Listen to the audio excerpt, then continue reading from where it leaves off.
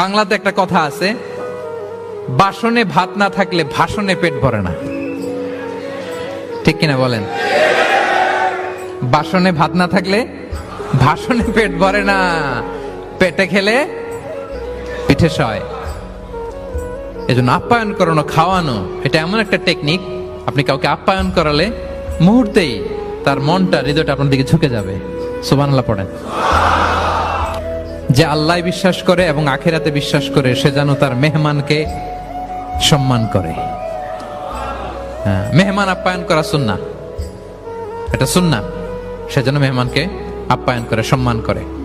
অনেকে মেহমান আসলে অখুশি হয়, বাসায় মেহমান আসছে, হায় রে কত ঝামেলা, আমাদের রিজিক নিয়ে টানাটানি। সে ভাবে যে তার রিজিকে ভাগ বসাতে মেহমান আসছে। আসলে না, মেহমান আল্লাহর পক্ষ থেকে মেহমানের রিজিক নিয়েই আপনার কাছে আসছে। সে আসার ফলে আপনাদের রিজিকে বরকত হয়ে গিয়েছে।